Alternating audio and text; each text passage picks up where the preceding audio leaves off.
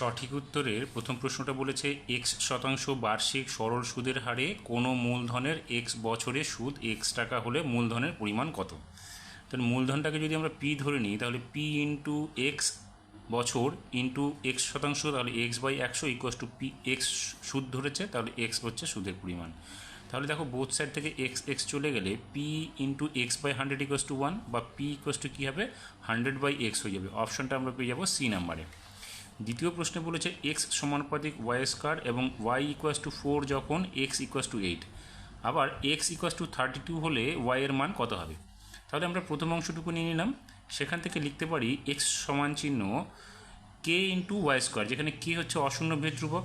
এবার আমরা ওয়াইয়ের মান এবং এক্সের মান বসিয়ে দেবো, সেখান থেকে কে এর মানটা বের করবো। তাহলে এক্সের মান এখানে 8 বলা আছে, আমরা 8 লিখবো, এবং কে ইন্টু ওয়াইয়ের মান বলা আছে 4, তাহলে 4 এর স্কোয়ার অর্থাৎ 8 ইকুয়াস টু কে ইন্টু 16 হয়ে যাবে, বা কে ইকুয়াস টু কী হবে 8/16, অর্থাৎ কে এর মান হবে হাফ। এবার এই হাফটাকে আবার আমরা কি করব এখানে বসিয়ে দেবো। তাহলে দেখো এখানে এক্সের মান বলছে 32, তাহলে এক্স ইকুয়াস টু আমরা কী লিখেছিলাম এখানে কে ইন্টু ওয়াই স্কোয়ার। এই জায়গায় আমরা কী করবো এক্সের মান 32 বসাবো, এবং কে এর মান কত বের করেছি আমরা হাফ বের করেছি, তাহলে এখানে আমরা লিখবো 1/2 ইন্টু ওয়াই স্কোয়ার। তাহলে ওয়াই স্কোয়ারটা কী হবে 32-র সঙ্গে এটা গুণ হয়ে যাবে, বা ওয়াই স্কোয়ার ইকুয়াস টু 64, বা ওয়াইয়ের মান হয়ে যাবে 8। আমরা অপশান পাবো বি নাম্বারে। 3 নম্বর প্রশ্নটাতে বলেছে দুটি লম্ববৃত্তাকার শঙ্কুর আয়তনের অনুপাত 1:4 এবং তাদের ভূমিতলের ব্যাসার্ধের দৈর্ঘ্যের অনুপাত 4:5 হলে তাদের উচ্চতার অনুপাত কত। তাহলে এখানে আয়তনের অনুপাত দেওয়া আছে এবং ব্যাসার্ধের দৈর্ঘ্যের অনুপাত দেওয়া আছে। আমরা ধরে নিচ্ছি প্রথমটার ব্যাসার্ধ হচ্ছে r1 এবং দ্বিতীয়টার ব্যাসার্ধ r2, এবং উচ্চতা হচ্ছে h1 এবং দ্বিতীয়টার হচ্ছে h2। তাহলে আমরা লিখতে পারবো এখানে যেহেতু লম্ববৃত্তাকার শঙ্কু আয়তন, তাহলে 1/3 পাই r1 এর square into h1 is to 1/3 pi r2 square into h2 equals to 1:4 আয়তনের অনুপাতটা। এবার দেখো 1/3 পাই সরে যাবে, 1/3 পাই সরে গেলে এখানে কি থাকবে, তাহলে এখানে 1:4। তাহলে এখানে দেখো আমরা r1 এর মান হচ্ছে 4, r2 এর মান হচ্ছে 5, তাহলে আমরা এখানে লিখবো 4 square into h1 is two এখানে 5r2, তাহলে r5 এর square into h2 equals to 1:4, বা এখানে স্কোয়ার করলে 16 ইন্টু h1 বাই এটা কত 5×5=25 হবে, তাহলে 25 ইন্টু h2 ইকুয়াস টু 1/4। এবার h1/h2 কী হবে 25টা উপরে গুণ হবে, 16টা নিচে চলে আসবে, তাহলে 25/4 হয়ে গেল।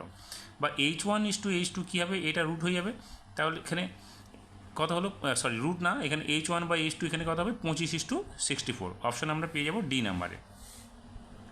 4 নম্বরে বলেছে 2, 3, 5, 6, 2, 4, 6, 8, 9, 4, 5, 4, 7, 4, 4 তথ্যের সংখ্যাগুরু মান কত। দেখো সংখ্যাগুরু মান হচ্ছে এই রাশির তথ্য যেগুলো দেওয়া আছে এখানে সব থেকে যেই সংখ্যাটার মান বেশি আছে সেটাই হবে। তাহলে দেখো 4-এর সংখ্যাটা বেশি আছে এখানে, তাহলে সংখ্যাগুরু মানটা হচ্ছে 4। অপশান হচ্ছে B number. S equals to r theta সম্পর্কে থিটা এর পরিমাণ করা হয় কি, থিটার পরিমাণ করা হবে এখানে বি নাম্বার অপশানটা হবে বৃত্তীয় পদ্ধতিতে। 6 নম্বর প্রশ্নটা বলেছে ABCD একটি বৃত্তস্থ চতুর্ভুজ, এই চতুর্ভুজের এক জোড়া বিপরীত কোণদ্বয়ের সমষ্টি কত হবে। দেখো ABCD এটা যদি একটা বৃত্তস্থ চতুর্ভুজ হয় তাহলে বিপরীত কোণ দুটির সমষ্টি সবসময় 180 ডিগ্রি হবে, তাহলে অপশান হয়ে যাবে আমাদের 180 ডিগ্রি হলে এ অপশান। শূন্যস্থান পূরণের 2 দাগের প্রথম প্রশ্নটা বলেছে একটি সমবাহু ত্রিভুজের পরিবৃত্তের কেন্দ্র ও হলে যে কোনো একটি বাহু দ্বারা উৎপন্ন সম্মুখ কেন্দ্রস্থ কোণের মান কত হবে। দেখো ABCD যদি এটা সমবাহু ত্রিভুজ, তার পরিধি এখানে একটা পরিধিস্থ অর্থাৎ পরিবৃত্ত, তার কেন্দ্র যদি ও হয় তাহলে সম্মুখ কেন্দ্রস্থ কোণের মান কত হবে। দেখো আমরা যদি কেন্দ্র থেকে প্রত্যেকটা কৌণিক বিন্দুতে যদি এখানে স্পর্শ করি বা যোগ করি তাহলে OB OC OA একই বৃত্তের ব্যাসার্ধ হবে। সেক্ষেত্রে আমরা এই কোণগুলো প্রত্যেকটা সমান পাবো। তাহলে এখানে প্রত্যেকটা কোণ যদি সমান হয় তাহলে বৃত্তের পুরোটার কোণ কত 360 ডিগ্রি, 360 ডিগ্রিকে 3 দিয়ে ভাগ করলে কত হবে 120 ডিগ্রি। তাহলে প্রত্যেকটা সম্মুখ কেন্দ্রস্থ কোণের মান হচ্ছে 120 ডিগ্রি করে হবে। 2 নম্বর প্রশ্নটা বলেছে একটি গ্রামের বর্তমান জনসংখ্যা P এবং প্রতি বছর জনসংখ্যা বৃদ্ধির হার 2r% হলে n বছর পর জনসংখ্যা কত হবে। তাহলে আমরা লিখতে পারি n বছর পর জনসংখ্যা হবে সমান চিহ্ন দিয়ে পি ইন্টু 1+2r/100 জন হবে। এখানে 2 দিয়ে 100কে কাটলে কত হবে, পি ইন্টু 1+r/50/50 এটা হবে আমাদের শূন্যস্থানের উত্তরটা। এবার 3 নম্বর প্রশ্নটা কি বলেছে, 3 নম্বর প্রশ্ন বলেছে sign into theta -30° equals to half হলে কস থিটা এর মান কত। দেখো sign into theta -30° equals to এখানে হাফ আছে, তাহলে সাইনের হাফ কত, সাইন 30-র মান হচ্ছে সাইন হাফ, তাহলে সাইন বোথ সাইড থেকে সরে গেলে আমাদের এখানে কী হবে, থিটা -30 ইকুয়ালস টু 30° বা থিটা ইকুয়ালস টু -30টা এদিকে এসে যোগ হয়ে 60° হয়ে গেল, অর্থাৎ থিটার মান আমরা কী পেলাম, 60° পেলাম। এবার আমাদের কস থিটার মান বের করতে হবে, তাহলে কস থিটা ইকুয়ালস টু কী হবে, cos 60, যেখানে cos 60-র মান কত, হাফ। 4 নম্বরে বলেছে একটি নিরেট অর্ধগোলকের সমতলের সংখ্যা, একটি নিরেট অর্ধগোলকের সমতলের সংখ্যা একটাই হবে, তাহলে শূন্যস্থানে লিখবো আমরা একটি। 5 নম্বরে বলেছে যৌগিক গড় মধ্যমা সংখ্যাগুরু মান হলো, এখানে হবে কেন্দ্রীয় প্রবণতার একক। 6 নম্বরে বলেছে x+2 এবং x-3 এর মধ্য সমানুপাতি x হলে x এর মান কত। দেখো যেহেতু বলেছে এই দুটো রাশির মধ্য সমানুপাতি x, তাহলে আমরা লিখতে পারি x² equals to x+2 into x-3, তাহলে x² ইকুয়ালস টু কী হবে, x+2 এবং x-3কে গুণ করলে আমরা পাবো x² + 2x - 3x - 6, তাহলে কী হবে, এখানে বোথ সাইড থেকে যদি আমরা x² সরিয়ে দিই তাহলে এখানে কী থাকবে, 0 থাকবে, তাহলে 0 equals to -2x R -3x, তাহলে 3x থেকে 2x চলে গেলে এখানে -x হলো এবং -6 হলো, অর্থাৎ x এর মান কী দাঁড়াবে, x এর মান দাঁড়াবে -6। এইবার 3 দাগের যে সত্য মিথ্যা প্রশ্নগুলো রয়েছে সেখানে বলেছে কি অংশীদারি ব্যবসায় কমপক্ষে লোকের সংখ্যা দরকার 3 জন, না অংশীদারি ব্যবসায় কমপক্ষে 2 জন হলে ব্যবসায় অংশীদারি কারবার করা যায়, তাহলে এই ক্ষেত্রে বিবৃতিটি মিথ্যা।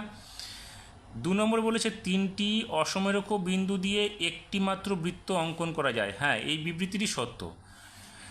3 নম্বরে একটি ঘনকের প্রতিটি ধারের দৈর্ঘ্য দ্বিগুণ হলে ঘনকটির আয়তন প্রথম ঘনকের 4 গুণ হবে। দেখো যদি আমরা ঘনকটির বাহুর দৈর্ঘ্য a একক ধরি তাহলে আয়তনটা কী হবে, a³ ঘন একক। এবার দৈর্ঘ্যটাকে দ্বিগুণ করলে তার আয়তন কী হবে, বাহুটা ছিল a, এবার হয়ে গেল 2a, তাহলে 2a³ হয়ে গেল ঘন একক, 2কে কিউব করলে কী হবে 8, আর a-কে কিউব করলে 8a³ হবে, তাহলে দেখো a³ আর 8a³ অর্থাৎ এখানে 8 গুণ বৃদ্ধি পাচ্ছে, আমাদের বিবৃতিতে বলছে 4 গুণ বৃদ্ধি পাবে, তাহলে এই বিবৃতিটি মিথ্যে হলো।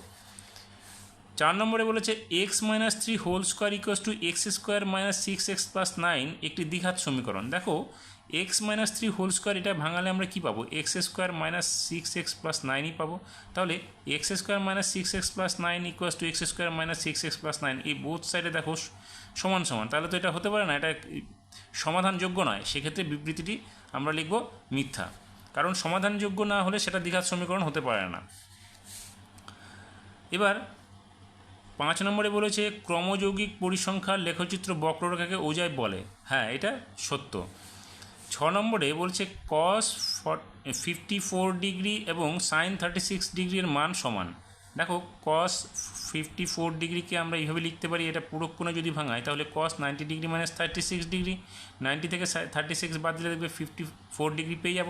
এবার এটাকে যদি আমরা এইভাবে দেখি cos 90° - থিটা, তাহলে কী হবে sin থিটা, অর্থাৎ এখানে sin 36, তাহলে আমরা কী পাচ্ছি cos 54° ইকুয়ালস টু sin 36°, তাহলে আমরা দেখতে পাচ্ছি বিবৃতিটি সত্যি, এক্ষেত্রে আমরা লিখব সত্য।